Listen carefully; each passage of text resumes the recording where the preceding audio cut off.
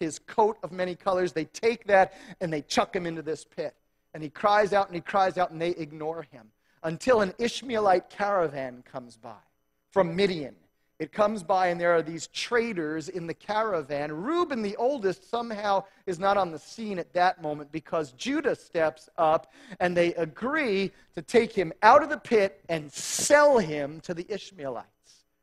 And so off he goes on the caravan being sold as a slave. Reuben comes back and sees that he's gone, is very upset, says, what is Dad going to do? Dad loves him so much. And so they take the tunic, the coat of many colors, they dip it in goat's blood, they bring it back to their dad, said, no, we don't know what happened to Joseph. We didn't see him, but we did find this. Does this look familiar? And of course, Dad says, yes, that's the coat that I made for him. And he begins to cry and weep and grieve, and no one is able to console him. He says, no, I'll grieve for him until my death. And so Joseph in the caravan gets carried off to Egypt. And in Egypt, he's put up for auction, and a man by the name of Potiphar, he buys him. Potiphar is a military commander. He's the commander of the guard of Pharaoh's army in Egypt. He's a high-ranking military official. He buys this young Hebrew boy named Joseph, and he brings him to his house, and Joseph begins to work in the household of Potiphar. The Bible tells us in Genesis 38 and verse 2 that God was with Joseph and blessed him and made him successful.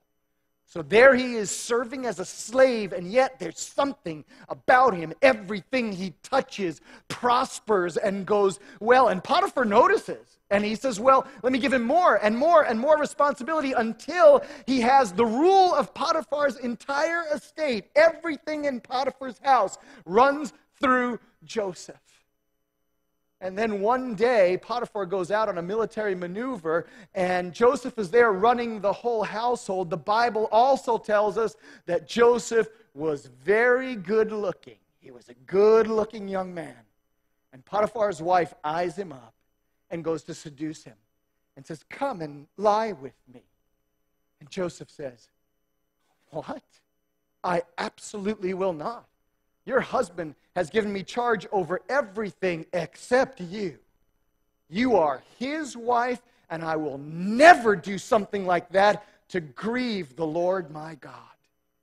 She doesn't take no for an answer. She asks him every day, day after day after day, come lie with me, come lie with me, come lie with me, until one day he is inside the house. He thinks he's alone, but he's not. But he's in there doing whatever he needs to do inside the house, and all of a sudden, here comes Potiphar's wife, and she grabs his tunic. Now, the other tunic, the coat of many colors, is gone. This is a different tunic. This guy's clothes get him into a lot of trouble, but she grabs his coat, and she says, lie with me, and he bolts, leaving the coat. He just kind of looses himself and goes, and there she is holding the coat. She holds it up and she yells at the top of her lungs, rape! Rape! All the servants come in, and she says, my husband has brought this Hebrew here to mock us, and look what happened. He tried to lie with me, and I got away, but I held on to his coat.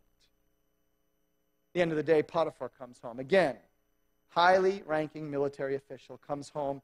His wife tells him the same sordid lies, and he's enraged, obviously.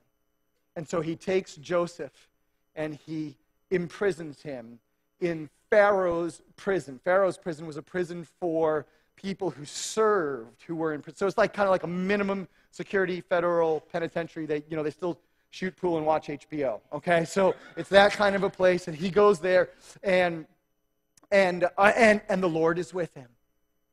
And the Lord blesses him. And everything he puts his hand to in the prison goes really well, so that the prison guard notices this and says, listen, let me put everything under your command. You run the whole place. I'll go kick back and, get my iPhone out and play Angry Birds, while you just take care of all this. So he does. And under his care, everything goes well in the prison. And then something happens with the butler and the baker of Pharaoh. It's actually, the butler was more like a cupbearer for Pharaoh, and they both get thrown into prison. And now they're under Joseph's care. Well, one day Joseph is walking by their cell, and he sees that they're sad. I think it's amazing that Joseph just notices that these guys are sad. Can I just be honest with you? If I am thrown into a pit and then sold into slavery and then falsely accused of rape and land in jail, I don't care if you look sad. Work it out, man. I've got issues of my own, right? But that's not the way he is. There's something about Joseph. There's something about his character that he still goes beyond himself, that he's still focusing on the needs of others, and he sees these men and he has compassion on them, and he asks them, why are you sad? And they said, well, we had dreams. We both had dreams last night, and we don't know what they mean. And so Joseph says, well, is that not God's business? Tell me the dream, and I'll give you an interpretation from God. And so the cupbearer, the butler, he goes first. He says, well, I had a dream. And in my dream, there was a vine, and the vine shot off into 3 branches and quickly produced clusters of grapes. I grabbed the grapes, squeezed them into Pharaoh's cup, and presented it to Pharaoh. And Joseph's like, that's easy. That's like in Dream Interpretation 101. Because the 3 branches mean 3 days. In 3 days, Pharaoh will lift up your head out of prison and will restore you to your former position. And when he does, please remember me. When he does, please talk to him about me. Help a brother out, and when you get out, make sure that you talk to him about me. Tell him I'm in here unjustly. And so then the baker's like, oh, okay, my turn, And he says, okay, go ahead, shoot. And he says, well, in my dream, I had 3 baskets, 3 white baskets on my head, and the top basket was full of all of these delicacies and pastries for Pharaoh, and the birds came, and they ate the pastries out of the top basket. And Joseph said, for you... not such good news.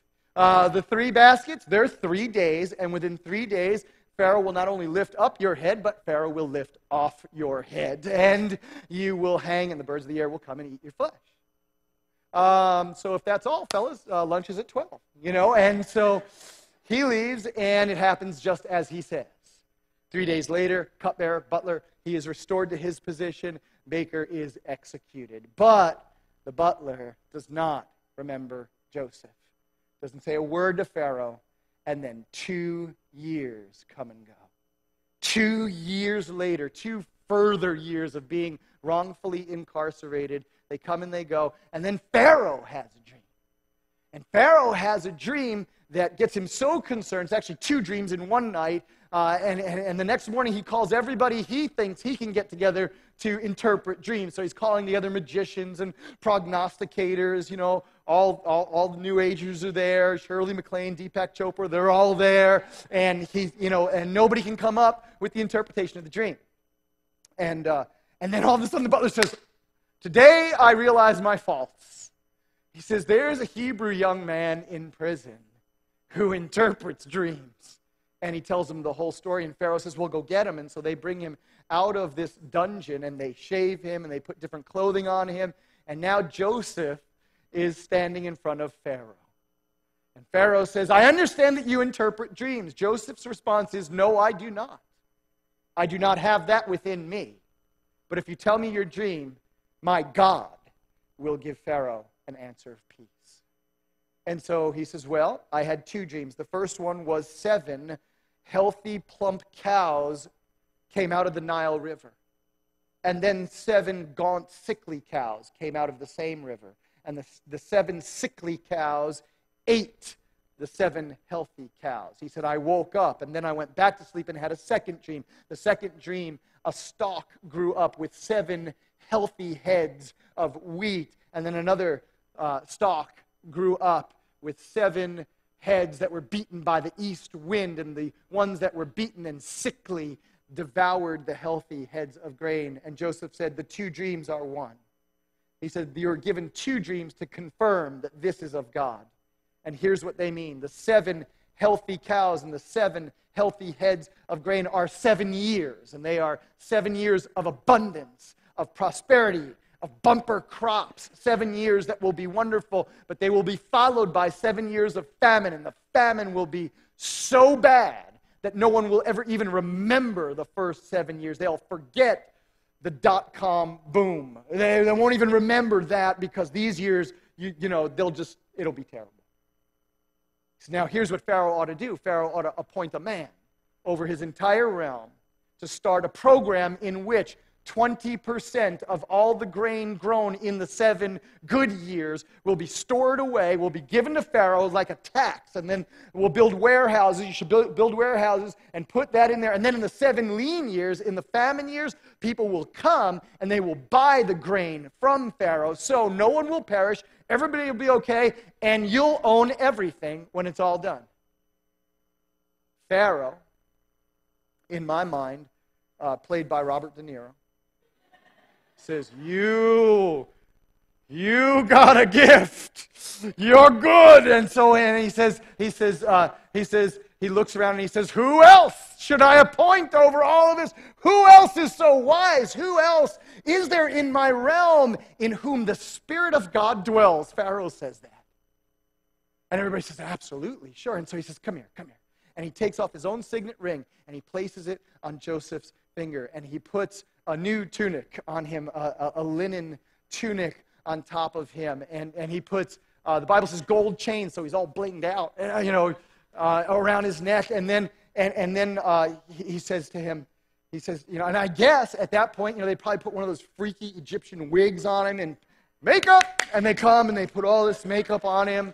And he says, and now you are second in command. In all the realm there will not be a man's hand that lifts in my kingdom without you knowing it. I'll ride in the first chariot and you will ride in the second chariot. I'll be in the Ferrari and you'll be in the Benz. And every time that you roll up, there will be somebody who stands out in front who says, bow the knee, bow the knee. And my whole realm will bow the knee before you. But we've got to change your name. Joseph. Who would have a vice president named Joe? So, some of you are just really slow. So we have to change your name. And he says, we will name you Zaphnath Paneah. And everybody goes, oh, sounds good, very well. Zaphnath, bow the knee before Zaphnath Paneah. And so he's over the whole project, and 7 fat years come, and all of the grain comes in, and they're in the warehouses, and he's over the whole project. And then the 7 lean years, they come, and the famine is so intense that in the 2nd year of the famine, it reaches the land of Canaan. The land of Canaan is where his dad and his brothers dwell. The Bible tells us that Jacob's now sitting around with his sons, and one day looks at them. They have nothing left to eat. And the Bible actually says that Jacob looks at them and says, why do you sit here looking at one another? Go and get some grain. In Egypt, they're selling grain. Go and buy some grain. And so, but he says, but you all go except for Benjamin, the youngest, Joseph's only full brother. As a matter of fact, he was the youngest of them all. Benjamin, again, being the son of Jacob and Rachel. Rachel died in childbirth to Benjamin. He says, now I've already lost one of the children of Rachel, and this one will stay here with me. You go. And so they go. They go to Egypt. They stand on line. There's Zaphnath Paneah sitting on a throne, and the boys come up. It's their turn, and what do they do as they get before this man? What do? They bow. They all bow with their face to the ground. Joseph looks. He recognizes them. They definitely don't recognize him, and so he even speaks to them through a translator. And he says, what is your business here? And they said, to buy grain? Like everybody else, we're here to buy grain. He says, no, you are not. You are spies. He said, no, we're not. We're just here to buy grain. You're spies. You've come to see the nakedness of the land. No, we come from Canaan. Our dad, he's back there. Our little brother, and we had another brother, and he's not with us anymore. We're just here to buy grain. You are spies, but to prove whether you are or not, here's what I will do. You say you have a little brother. Well, here's what will happen. I will keep one of you here. And they bind up Simeon, and they put him there. He says, I'll keep him here. You go back and bring that little brother of yours to prove that you're telling the truth. And they said, we can't do that. Our dad won't. You will do that. And so they start talking to one another. They don't think he understands. So they talk to one another in Hebrew, and they look at each other and say, see what happens? This is because of Joseph. This is retribution for what we did to Joseph. We should have never done that. And there's kind of like a repentance that happens among the brothers. And Joseph does understand, and he's so overcome that he has to leave the room and go off to another room where he weeps and he cries. And then, I guess at that point he